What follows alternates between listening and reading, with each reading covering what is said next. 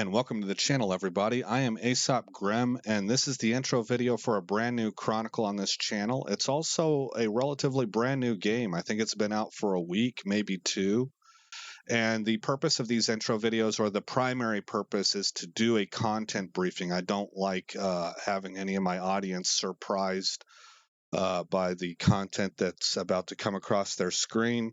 More people are working at home now and they're multitasking. They got kids in the room.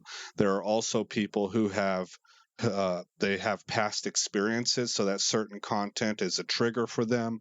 And so I like to give content briefings to avoid any kind of surprises.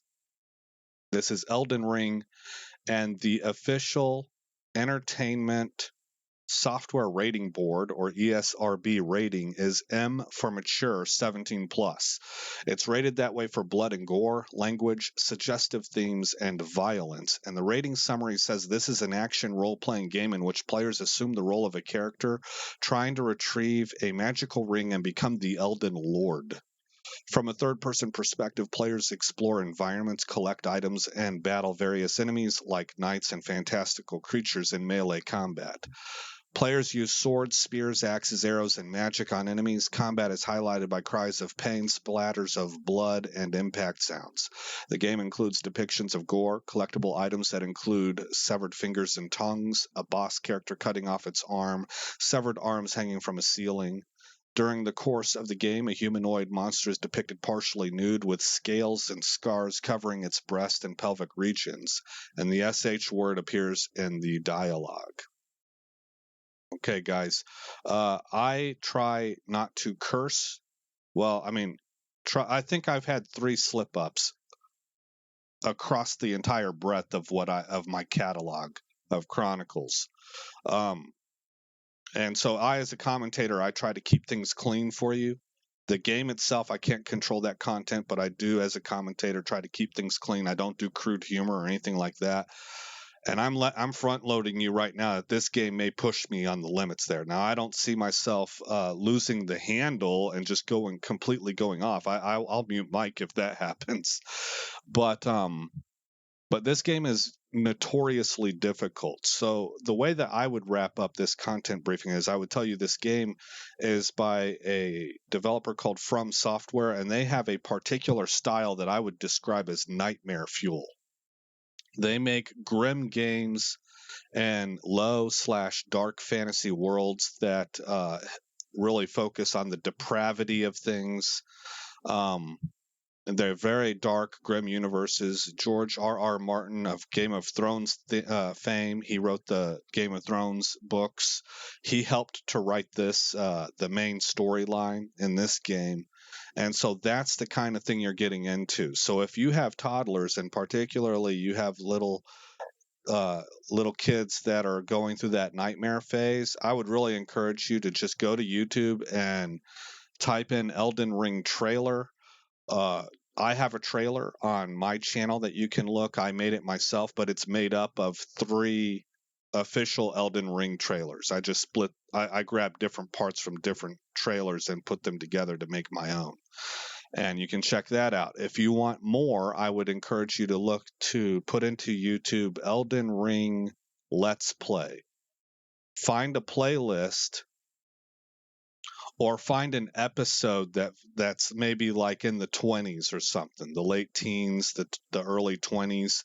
Jump into the middle of that episode and watch 10 or 15 minutes, and that should give you a real good idea of what kind of content there is and whether you want to continue watching this series or not. Okay, so that'll wrap it up for the content briefing. I think that's a pretty solid briefing, and we'll move on to what the plans for this chronicle are. And to do that, I want to start out with where I am as a player. I have no experience in Souls-style games, and Souls-style games are notoriously steep in their learning curve. There's a high, what's called a death penalty, which is the price that you pay whenever you die. Like, how much do you lose in loot?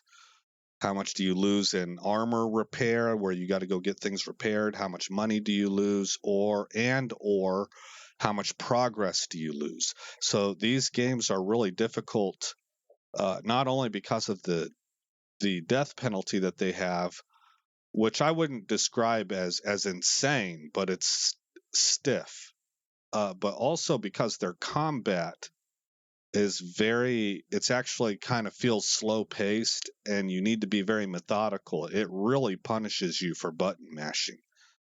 And the game is done in such a way, in such a style, that it kind of imbues you with panic, which causes you to button mash, and that's how you die. So, also, I am using a gamepad for the first time and I don't know how long. This game has I did a quick comparison, and I really think the gamepad has a solid edge over mouse and keyboard. So I went ahead and switched to that. So that's another part of my learning curve. And and it's going to be tedious, and it's going to be hard, and it's going to be frustrating. I've already seen clips of two of the world's most famous Twitch streamers, Dr. Disrespect and Summit Gaming. I think Dr. Disrespect is off of Twitch now, so we'll just say streamers. But they both rage quit. This game is not for everybody. It's very influential. It is. It's really grabbed people's attention, but it is a niche audience that it appeals to. Um, the last thing I'll tell you about my experience level is that I have entered the game enough to practice combat and combat only. I've only talked with one NPC, and I've only explored a couple zones really of the starting zone, and those were the areas that had the combat that I was looking for. Because what I found out very quickly is I got absolutely poleaxed by trash mobs, and it was so bad that I was like, I can't make this a recording. Nobody wants to watch this. It's too incompetent to really be able to call it a playthrough, you know. So I decided, uh I watched some videos online on some tips and tricks, and I watched some let's plays, a couple different let's plays, several episodes in each, and I got an idea for how to do things, how to do combat, and then I went in and I practiced, and I set my bar as I felt like if I could solo a giant in one-on-one combat, then I had the mechanics down well enough to go ahead and start recording a newbie's journey through hell, and, and paying the iron price that is the entry fee for a soul style game. And I was able to accomplish that last night. I dropped the giant. I had a sliver of health left. I would not even tell you that I can reliably beat that giant. I think I could tell you I can reliably be competitive with that giant. And the reason that I tell you all of that is because I cannot technically call this a blind playthrough, but I would say that it's a blind playthrough ish. And the later we get into the game, the further we get into the game, the less I'm going to know about it. So that brings up the next thing that I wanted to tell you, and that's what kind of mindset am I taking into this game? Because there's a couple different mindsets you could take. Much like Skyrim, there's a main quest, and you can beeline your way through that quest, and you can quote unquote beat the game. I'm not going to do that. I'm going to take an exploration mindset. From what I understand, the developers made a world that is truly fantastical, has great atmosphere, and it is the rare, both deep and wide. There's a lot to go and find. So you could go and just mainline the quest, but you can also, and I hesitate to call it side questing because it's not side questing, but it's akin to that. You can also just stay in one zone and you can explore a lot. There's just a ton to find. And for a first Chronicle, for a player that's new to the Soul style games, I think that's what I'm going to do. We might also beat the game. I really don't know. But my mindset is to explore and just try to survive. Because I'm new to all this is not going to be optimized. I don't know what I'm doing. I need to learn the various systems. I need to learn how to build my character. As I understand it, you can pick a class to start as, but as you level up, you kind of just decide what you're going to become, and that's going to be a brand spanking new experience for me. So there's probably going to be some critical missteps. So I need to learn about builds. I need to learn about armor sets. I need to learn about gear modifications. And here's the giveaway for what class we're going to be playing. I need to learn about incantations. So if you're familiar with this class, you already know the answer.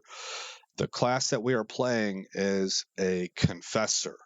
What is a confessor? Well, he's most similar to a paladin, but so he wears armor. He has one of the few shields that can block 100% of incoming physical damage, and he is a martial-oriented melee style character, but he is augmented by magic.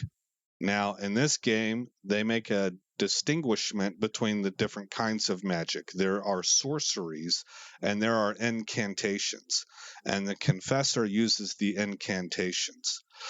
But in this game, kind of different from a paladin, the confessor also has some roguelike ability to him. One of the spells that he starts out with, or incantations, is silent steps.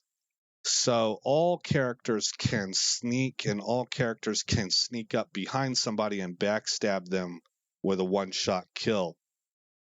But the confessor can cast silent steps, and I believe that allows him to move at normal speed. He doesn't have to sneak if he doesn't want to. He can also avoid and sneak through areas and avoid combat altogether. So that made me think maybe rather than a paladin, a little bit more like what we would call an inquisitor, maybe. And so for the build, what I want to do is I want to go heavy into the attribute of faith.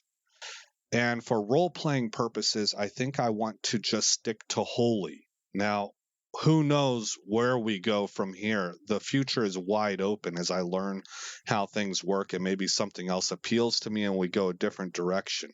But that's the roadmap. A holy-based, faith attribute-heavy confessor. And I think with that is everything I wanted to let you know in this intro video. And so again, I'm Aesop Grem. I want to say thank you for coming by the channel. I hope you heard enough in this intro video to pique your interest so that you take a look at 1 or 2 episodes and see if you like my style of gameplay and commentary. But even if you don't and you decide to check out right now, no matter where you're at in the world, no matter where you're from in the world, no matter what language you speak or what God you worship, or if you don't worship a God, or what ethnicity you are, from one human to another, I hope all is well in your neck of the woods. I wish you and yours the very best, and I hope you have a great day. And I will see you all in the next episode where this story begins.